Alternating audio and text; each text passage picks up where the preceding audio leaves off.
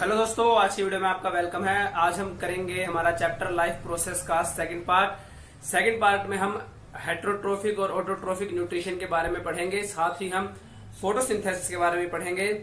जिन्होंने अभी तक हमारा फर्स्ट पार्ट नहीं देखा लाइफ प्रोसेस का, तो लाइफ प्रोसेस के चैप्टर के फर्स्ट पार्ट का लिंक आपको इस वीडियो के डिस्क्रिप्शन में मिल जाएगा, आप वहां से देख सकते हैं। तो चलिए अब हम हमारा सेकंड पार्ट स्टार्ट करते हैं। तो चलिए आगे बढ़ते हैं। आगे हमारा जो नेक्स्ट टॉपिक है वो है ऑटोट्रोफिक न्यूट्रिशन। तो चलिए देखते हैं ऑटोट्रोफिक न्यूट्रिशन क्या होता है। तो ऑटोट्रोफिक न्यूट्रिशन हमारा ऐसा न्यूट्रिशन का मोड है जिसमें जो हमारे ऑर्गेनिजम्स होते हैं ये अपना फूड खुद प्रिपेयर करते हैं। लाइक ग्रीन प्लांट्स या ब्लू ग्रीन एल्गी, ये जो हैं ये हमारे ऑटोट्रोफिक मोड ऑफ न्यूट्रिशन को फॉलो करते हैं।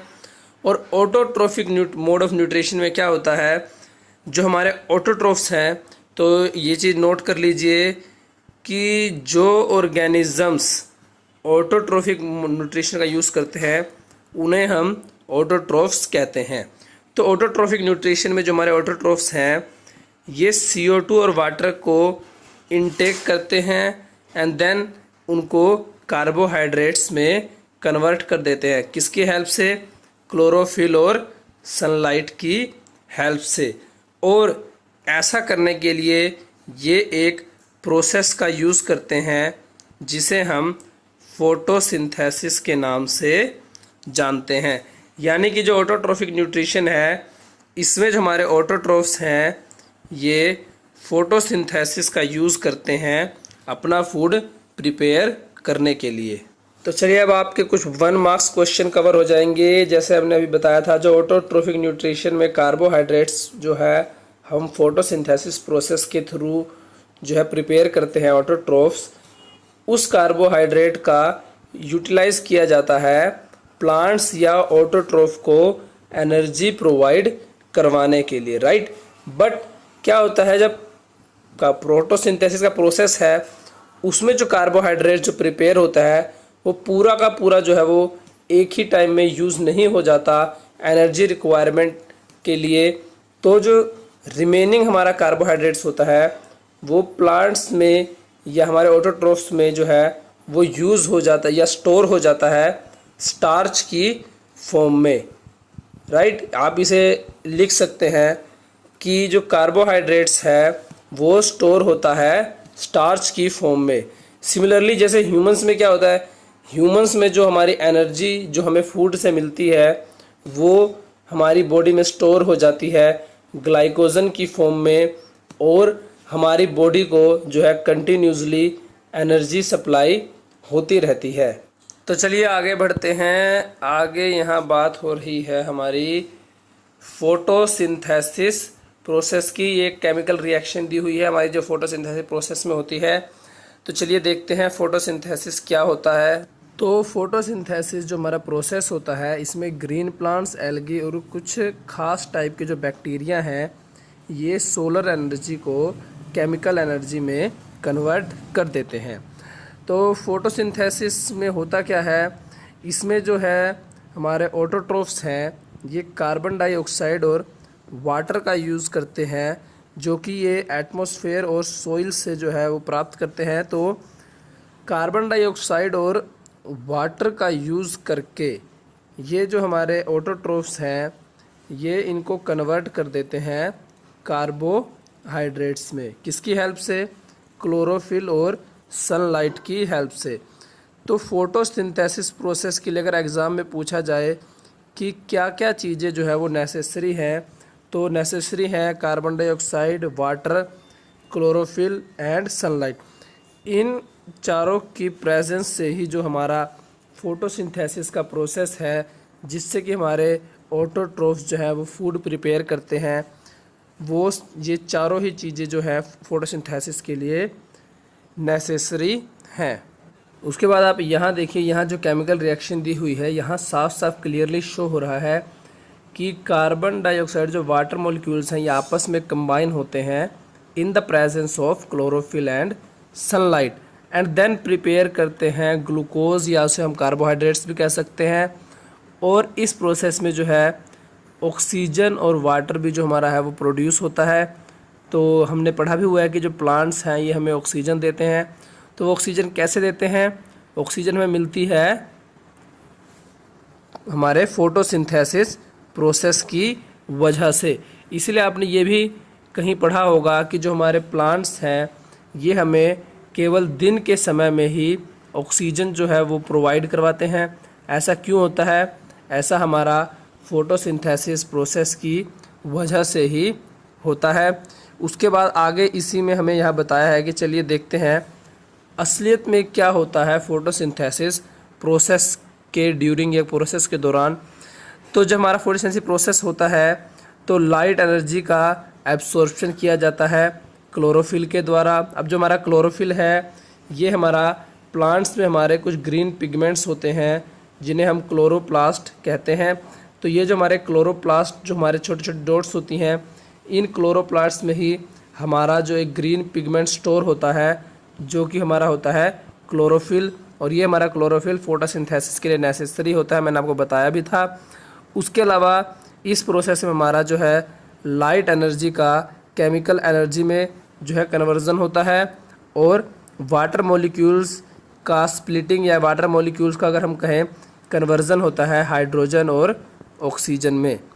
इसके अलावा हमारे फोटोसिंथेसिस प्रोसेस में जो है कार्बन डाइऑक्साइड का रिडक्शन होता है कार्बोहाइड्रेट्स की फॉर्म में। तो ये तीनों पॉइंट्स भी आप नोट कर लीजिए अगर एग्ज़ाम में पूछा जाए फोटोसिंथेसिस में क्या क्या जो मेन प्रोसेस है, क्या क्या मेन एक्टिविटीज़ होती हैं, तो आप ये तीनों ही प्रोसेस जो है लिख सकते हैं। तो आगे यहाँ बताया है कि जो हमारे ये फोटोसिंथेसिस के जो प्रोसेस हैं जिसकी लाइट का एब्जॉर्प्शन करना या फिर जो है लाइट एनर्जी को कन्वर्ट करना केमिकल एनर्जी में या सोइल से वाटर को जो है एब्जॉर्ब करना या एयर से कार्बन डाइऑक्साइड को एब्जॉर्ब करना, ये सभी प्रोसेस जो है हम प्लांट्स जो हमारे ऑटोट्रोफ्स हैं वो तभी नहीं करते जब उन्हें फोटोसिंथेसिस का यूज़ करना होता है। वो क्या करते हैं? इनको एब्जॉर्ब करके जो है वो स्टोर कर लेते हैं। जैसे कि डेजर्ट प्लांट्स की बात की जाए तो ये क्या करते हैं?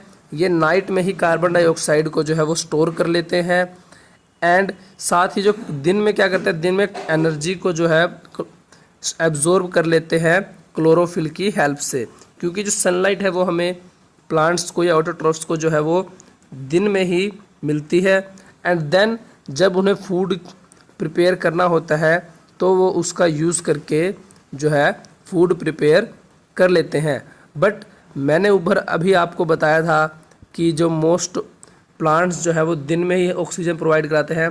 तो इसमें आप करेक्ट लीजिएगा कि मोस्ट ऑफ द प्लांट्स जो है वो फोटोसिंथेसिस का यूज़ दिन में करके जो है ऑक्सीजन प्रोवाइड हमें करवाते हैं। बट ये नेसेसरी नहीं है कि हमें जो ऑक्सीजन है प्लांट्स वो सभी प्लांट्स दिन में ही प्रोवाइड कराएं। कुछ प्लांट्स ऐसे भी होते हैं जो हमें 24 आवर्स जो है वो ऑक्सीजन की सप्लाई करते हैं। तो चलिए अब आगे बढ़ते हैं, आगे बात करते हैं हम यहाँ पे स्टोमेटा की। तो स्टोमेटा क्या होते हैं? स्टोमेटा जो है ये हमारे लीव्स में जो टाइनी पोर्स हैं लीव्स की सरफेस पे प्रेजेंट होते हैं उन्हें हम स्टोमेटा कहते हैं। और स्टोमेटा का जो यूज़ किया जाता है, ये स्टोमेटा का क्या यूज़ है लीव्स में? तो स्टोमेटा का यूज़ होता है गैसियस एक्सचेंज के लिए, क्योंकि स्टोमेटा में जो टाइनी पोर्स हैं ये फोटोसिंथेसिस जो हमारा प्रोसेस होता है उसके लिए जो गैसों की जो रिक्वायरमेंट होती है कि हमें कार्बन डाइऑक्साइड को एब्जॉर्ब करना है और ऑक्सीजन को रिलीज़ करना है, यानी कि एक्सचेंज ऑफ गैसेस जो है उसमें जो हमारे ये स्टोमेटा है ये में काफ़ी जो इम्पोर्टेंट रोल है वो प्ले करते हैं, राइट। इसके अलावा ऐसा नेसेसरी नहीं है कि सिर्फ स्टोमेटा से ही जो है वो गैसियस एक्सचेंज होता है प्लांट्स में। ये मेन या इम्पोर्टेंट जो रोल है वो प्ले करते हैं, बट जो गैसियस एक्सचेंज है वो स्टेम, रूट्स और लीव्स के थ्रू भी प्लांट्स में होता है। बट अगर एग्ज़ाम में आपसे पूछा जाए कि स्टोमेटा का क्या यूज़ है तो स्टोमेटा आप लिख सकते हैं कि स्टोमेटा जो है वो लीव्स की सरफेस पे प्रेजेंट टाइनी पोर्स हैं जिनका यूज़ फोटोसिंथेसिस प्रोसेस के दौरान गैसियस एक्सचेंज के लिए किया जाता है।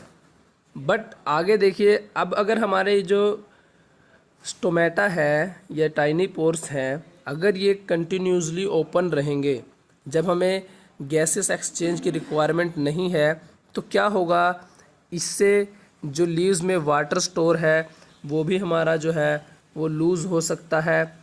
तो इसलिए जो है गार्ड सेल, फिगर में आप देखिए गार्ड सेल्स। अब गार्ड सेल्स का क्या फंक्शन होता है, गार्ड सेल्स जो है ये हेल्प करते हैं स्टोमेटा की ओपनिंग और क्लोजिंग में। जब हमारे गार्ड सेल्स जो हैं ये स्वेल होते हैं तो हमारे जो स्टोमेटा है ये जो है ओपन हो जाते हैं।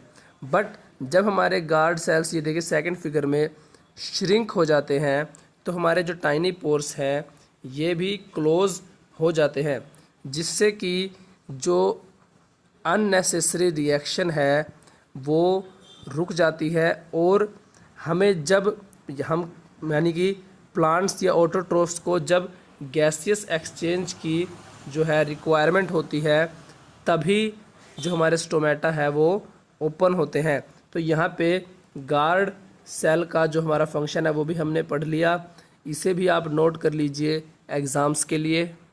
तो आगे देखो, आगे यहाँ बताया है कि जो वाटर है जो हमारा फोटोसिंथेसिस में यूज़ होता है, ये प्लांट्स की रूट्स की हेल्प से, जो है प्लांट्स की रूट्स हैं ये सोइल से वाटर को एब्जॉर्ब करती हैं एंड देन जाइलम टिश्यू की हेल्प से, जाइलम टिश्यू के हेल्प से जो हमारा वाटर और ये हमारे जो मिनरल्स हैं जो रूट्स हमारी एब्जॉर्ब करती हैं, नाइट्रोजन, फास्फोरस, मैग्नीशियम, आयरन, इन सब मिनरल्स को जाइलम टिश्यू की हेल्प से प्लांट्स की लीव्स और ऐसे पार्ट्स जहां इनकी रिक्वायरमेंट होती है वहां तक पहुंचाया जाता है। तो उसके बाद यहाँ आगे बताया हुआ है नाइट्रोजन, जो हमारा एलिमेंट है, जो हमारा मिनरल है, उसकी इम्पोर्टेंस के बारे में। तो जो हमारा नाइट्रोजन है ये प्रोटीन्स और बाकी कंपाउंड्स जो प्लांट्स के लिए नेसेसरी होते हैं उनके सिंथेसिस में काफ़ी ज़्यादा हेल्प करता है। बट क्या होता है, अब नाइट्रोजन हमारी होती है गैसियस फॉर्म में, तो नाइट्रोजन का सीधे सीधे प्लांट्स के द्वारा जो है एब्जॉर्प्शन नहीं हो पाता।